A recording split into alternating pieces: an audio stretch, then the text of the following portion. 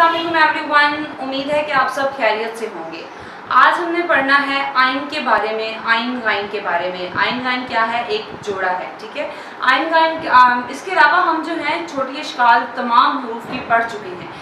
उस वक्त भी मैंने आपको आइन गाइन के बारे में बताया था, लेकिन आज मैंने कहा अकेले ही आपको जस्ट आइन गाइन का दोबारा से बताती हूँ कि आइन गाइन की छोटी शक्ल के छोटी अशकाल में जैसे हमने सिर्फ आइन की एक छोटी शक्ल पढ़ते हैं, लेकिन जब इसको अल्फाज में जैसे मैंने हे पर एक पूरा अलग से वीडियो बनाई थी कि हे को हम अल्फाज में 5 तरीक़ों से लिखते हैं। उसकी छोटी शक्ल सिर्फ एक शक्ल की नहीं है, उसकी छोटी अशकाल 4 किस्म की हैं और किस तरह से हम उसको लिखते हैं अल्फाज के अंदर। इसी तरह आइन जो है वो भी अपनी शक्ल बदल लेता है, शुरू में, दरमियान में, आखिर में। तो आज मैं आपको दोबारा से बताती हूँ आइन की छोटी शक्ल। सिर्फ आइन की छोटी शक्ल के बारे में आज हम पढ़ते हैं कि आइन की छोटी शक्ल शुरू में कैसे होती है, दरमियान में कैसे होती है और आखिर में कैसे होती है। तो चलिए चल के पढ़ते हैं आइन गाइन का जोड़ा।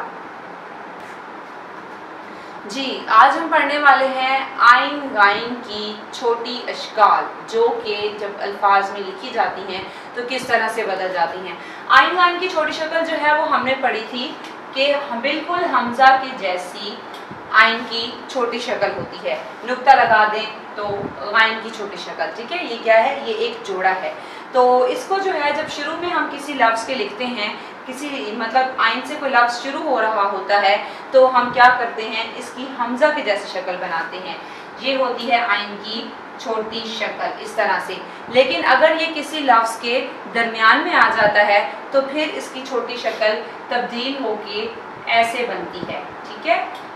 उसके अलावा अगर ये किसी लफ्ज़ के आखिर में आ जाता है तो फिर ये मुंह बना के ऐसे पूरा हम ऐसे लिखते हैं, लेकिन इसका फेस जो है वो हम बनाते हैं जैसे हमने दरमियान में इसका मुंह बनाया, ठीक है। इसमें एक होल बनाया। शुरू में हम नहीं बनाते इसका होल, इसका मुंह खुला रहता है, दरमियान में इसको बंद कर देते हैं और आखिर में बंद करके बिल्कुल पूरी गोल शेप बना देते हैं। उर्दू के अल्फाज में ऐसा ही होता है। जितने भी हम अल्फाज उर्दू के लिखते हैं, जो भी आखिरी हर्फ हो रहा होता है, आखिरी हर्फ में जिस आखिरी हर्फ पे ख़त्म हो रहा होता है वो लफ्ज़, वो आखिरी हर्फ हम पूरा का पूरा लिख देते हैं। बिल्कुल इसी तरह आइन को आखिर में बिल्कुल पूरा लिख देते हैं, सेम टू सेम, लेकिन उसका मुंह जो है वो हम बंद कर देते हैं। तो मैं आपको यहाँ पे बताती हूँ, जैसे कि एक लफ्ज़ है अर्ज़।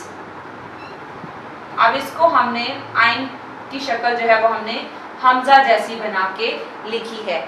उसके अलावा एक लफ्ज़ है मानी। इसमें अब हमारे पास दरमियान में आइन आ रहा है, तो हमने क्या करना है कि हम इसका मुंह बंद कर देंगे, ठीक है।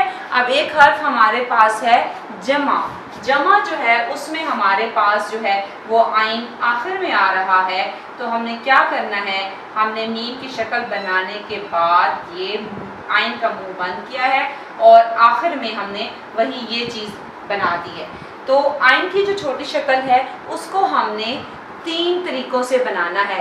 शुरू में उसका मुंह खुला रहता है, दरमियान में हम उसके मुंह को बंद कर देते हैं और आखिर में उसका मुंह बिल्कुल वैसे बंद रहता है जैसे जैसे मिड में रखते हैं, और लेकिन बाकी वैसी ही आइन की शेप पूरी की पूरी बना देते हैं।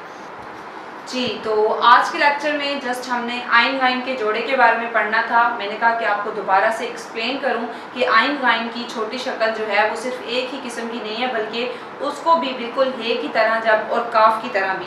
नेक्स्ट लेक्चर में मैं आपको काफ का भी बताऊंगी कि काफ की जो है ना वो भी सिर्फ एक ही शक्ल नहीं होती और उसमें क्या कन्फ्यूजन भी हो जाती है अक्सर बच्चों को, वो भी क्लियर करनी होती है। तो नेक्स्ट वीडियो में इंशाल्लाह काफ के जोड़े के बारे में पढ़ेंगे। तो जो है ना अभी हमने जो लेक्चर में क्या पढ़ा, आज के लेक्चर में हमने देखा कि हमारे पास क्या है, आइन गाइन की छोटी शक्ल। उम्मीद है आपको आज का लेक्चर समझ आ गया होगा। मुझे दीजिए इजाज़त, दुआओं में याद रखिएगा। अल्लाह हाफिज़, टेक केयर।